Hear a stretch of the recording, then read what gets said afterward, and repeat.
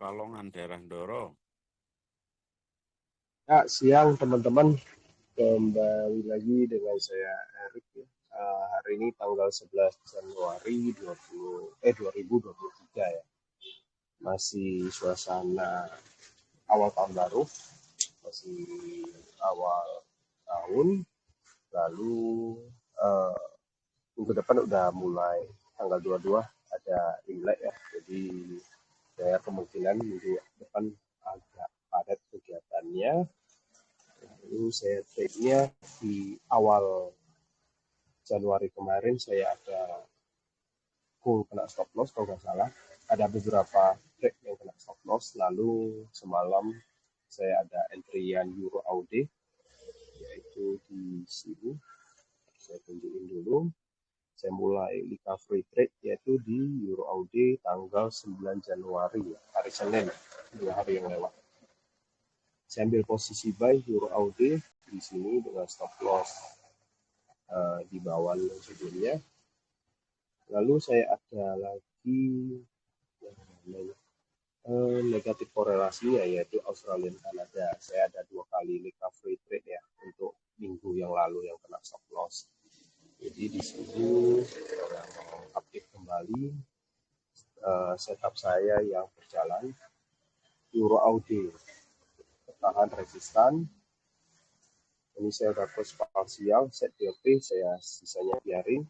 Kenapa kena resistan? Karena di sini ada zona support sebelumnya yang akan menjadi zona resistan. Saya kasih warna yang berbeda, hitam. Jadi kemungkinan pergerakan per Euro AUD ini akan sideways di area range harga sekitaran harga 156.200 ke 153.900-an. Jadi akan sideways di sini, saya biarin aja. Jadi kalau teman-teman yang kemarin udah ikut ada ambil posisi buy, pastiin aja udah mesti close partial CBP. Biarin market berjalan. Kalau mau TP-in semua pun boleh. Kenapa saya ini TP-nya saya jauh? Karena saya ini untuk ngejar ke high sebelumnya di sini. Tapi di sini ketahan, ya udah saya biarin, saya udah close partial CBP.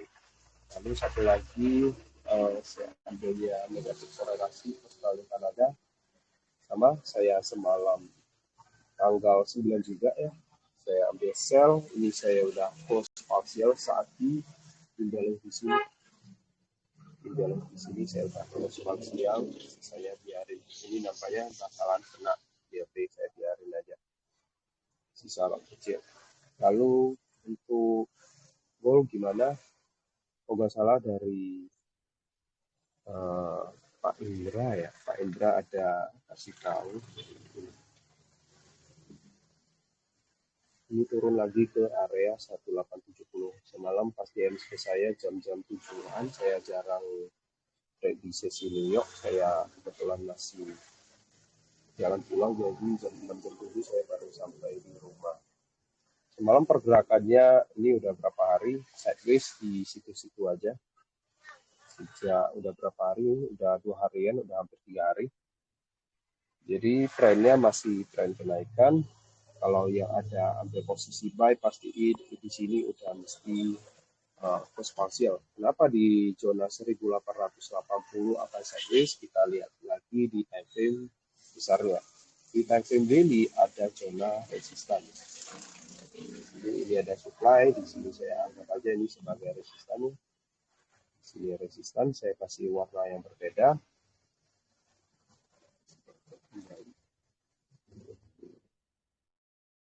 Oke, saya kembali lagi di sini ada zona 1800, ada zona resistan. Jadi wajar pergerakan harga itu biasanya di zona-zona high time frame atau time frame besar akan adanya sideways ya. Jadi para dasarnya pelaku pasar di market yaitu yang banyak yaitu seperti institusi, di perbankan atau pemerintahan. Biasanya di zona-zona yang penting seperti ini biasanya akan sideways. Contohnya ini zona yang di sini, saya coba lagi cek ya sebentar. Ya, di sini juga sama, ini ada zona support ya, jadi biasanya akan sideways, biasa sideways. Dan saya kembali lagi ke no time frame. Di time frame H4 tadi udah masih sideways di zona 1800, jadi wajar. Di time frame H1 di sini membuat high turun koreksi, ini ada support resistan naik lagi, jadi bakal modal maju di sini. Jadi bagi teman-teman yang suka trade intraday atau scalpingan, seperti biasa beli di harga rendah yaitu di mana di support di sekitar harga 1860-an atau 1870. Harga tingginya di mana yaitu harga di zona resistan.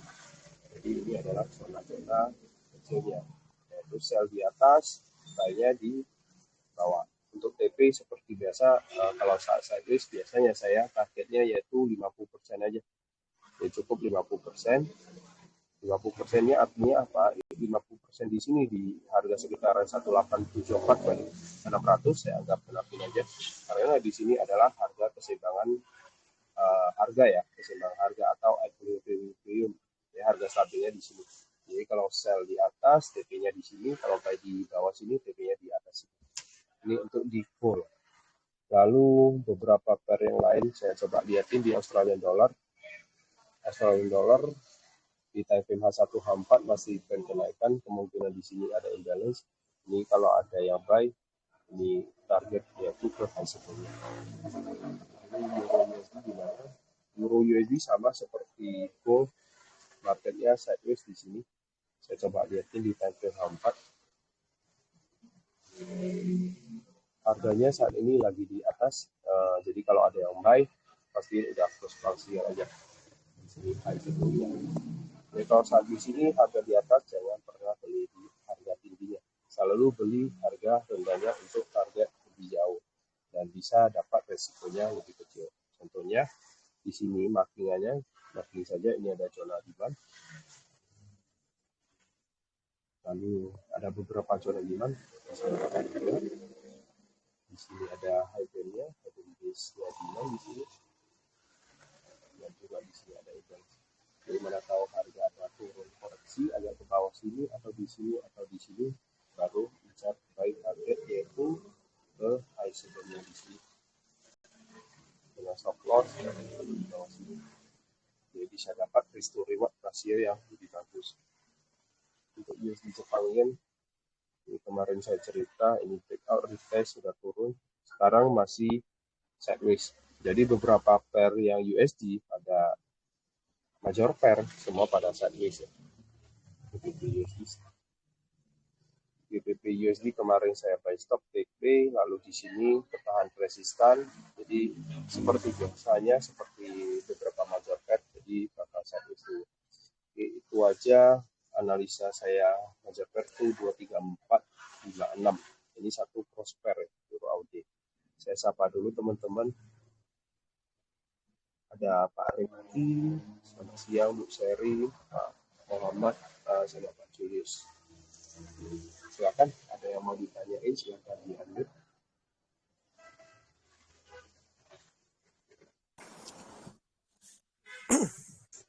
Potensi gold masih naik lagi, Pak.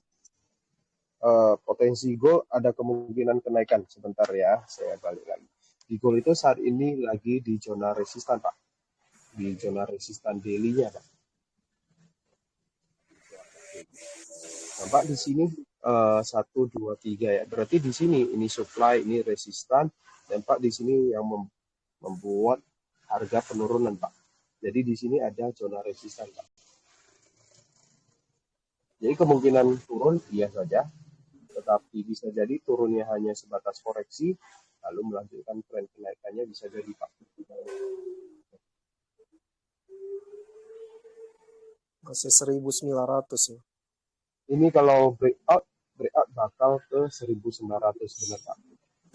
Kalau breakout bakal ada kemungkinan ke 1900 di zona supply yang di atasnya, di yang di sini, Pak. Ya, di sini. Makanya saya masih hold dengan TP open ya, TP open. Kemungkinan di sini all time high-nya di 2070 ya, 2070. Lihat nanti saya bisa hold-nya seberapa jauh. Kemungkinan di 1900 ini udah cukup tinggi. Saya targetnya yaitu ke 2000. Yang penting di sini kalau buy dengan time frame kecil aja Pak. Kalau di daily terlalu jauh ya range-nya. Kita coba perhatiin di M30. Nampak di sini dia turun koreksi, ada bullseye engulfing, lalu di sini kembali naik. Lalu sampai ke high sebelumnya, bertahan lagi turun. Jadi akan mondar-mandir di sini-sini aja Pak. Lalu perhatiin di sini ada imbalance ya. Ini ada imbalance. Lalu di bawah sana lagi kalau nggak salah ada. Jadi bisa jadi breakout ya, turun ke test, nanti bisa sell target ke bawah sini juga boleh untuk lebih counter trendnya ya. Trendnya untuk mengambil koreksi di higher time frame-nya. Begini. Jadi kita enaknya trading itu bisa ambil dua arah ya. Jadi mau sell dulu boleh, nanti di bawah buy lagi juga boleh. Atau di sini masih menunggu juga oke, tunggu di breakout, retest baru sell lagi, lebih konfirmasi juga boleh. Itu tergantung trading plan teman-teman ya, masing-masing sukanya yang gimana. Kalau mau spekulasi sell, oke saja dengan resiko yang terukur, dengan stop loss yang kecil, resiko bisa 0,5% atau 0, berapa persen boleh. Yang penting ada stop loss-nya, TP-nya juga jelas. Jadi untuk gold saya masih ekspektasi untuk ada kenaikannya. Jadi saat ini lagi ketahan zona resisten daily, jadi wajar sideways Pak. Ini ada Pak Dedi Haryanto, selamat siang. Ada Pak Abu Jen ini selamat bergabung. Gimana Pak Julius tadi cukup jelas Pak untuk goalnya? Kalau CPI gimana Pak? CPI? Iya. CPI saya CPI ini tanggal 11. Awal pertengahan bulan biasanya ya CPI. Saya coba lihat dulu. CPI ini malam ini tidak ada. Saya coba lihat besok CPI. Ini dia, besok ya. Besok 8:30 malam.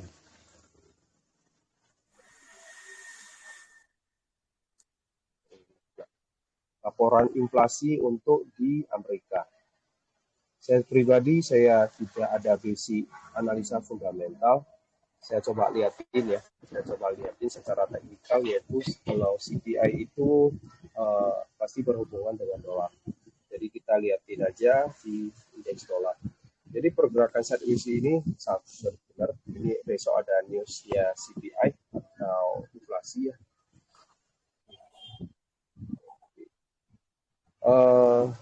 Dolar kemarin di tahun 2022 menaikkan, lalu akhir tahun penurunan.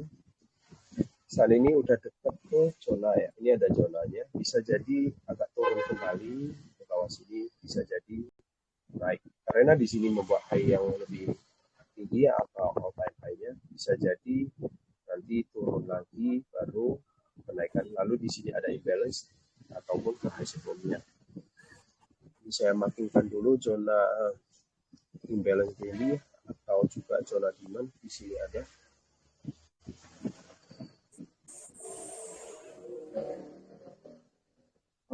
Candle penutupan semalam hari Selasa, hari Selasa ya, hari ini hari Rabu, candle indecision ataupun candle ragu ya. Jadi di sini sifatnya karakternya jadi ragu-ragu antara mau turun ataupun naik. Jadi candle yang netral ya. Di time frame 4 sideways, ini sideways ya. Lalu di sini ada imbalance. Ini adalah imbalance di daily. Jika kalau newsnya CPI-nya nanti liris ya, ini akan berpengaruh ke indeks dolar ya. Jika ini ada ada supply ya di sini. Jika misalnya harganya ada membuat sentimen pasar positif untuk USD atau dolar yang menguat, maka akan membreakout supply yang di sini. Baru ada retest, berarti akan melanjutkan kenaikannya free imbalance di sini. Ini secara segi dari analisa teknikal ya untuk dolar ya. Lalu saya perhatiin lagi apakah ada kemungkinan penurunan, bisa jadi Pak, karena di sini ada zona demand lagi di bawah sini.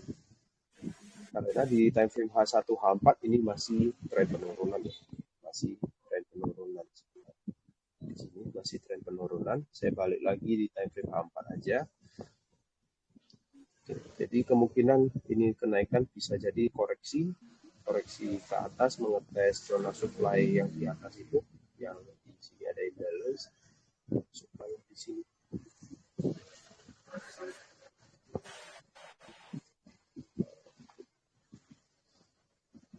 Kemungkinan kalau saya lihatnya akan ke atas ya, membuat sentimen pasar positif, menguat lalu melanjutkan penurunannya, bisa jadi seperti itu Pak. Ini setengah sembilan besok setengah 9. Jadi besok tanggal 12 jam-jam setengah 9 kurang lebih di jam-jam sini. Ya, kurang lebih di sini. Kayak gitu Pak. Untuk efeknya news CPI untuk dolarnya.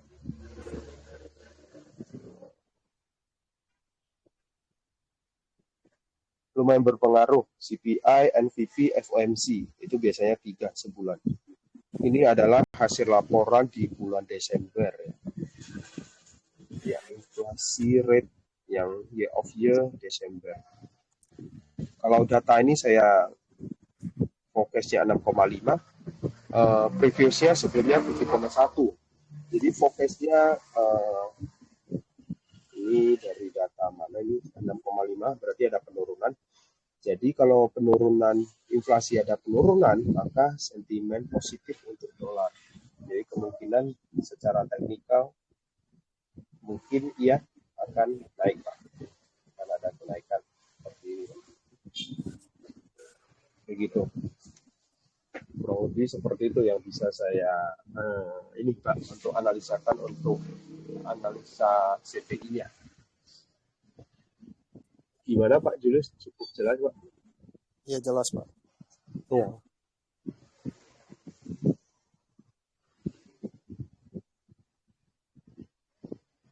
Silakan yang lain, ada Bu Seri juga, ada ini saya nggak tahu siapa, Pak Jen atau Bu Jen, silakan mau bertanya silakan di-unmute.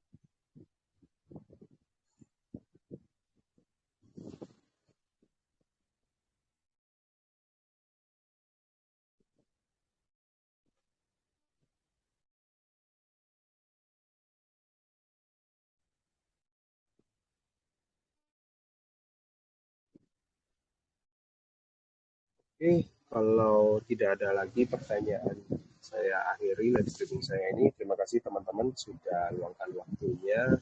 Selamat siang.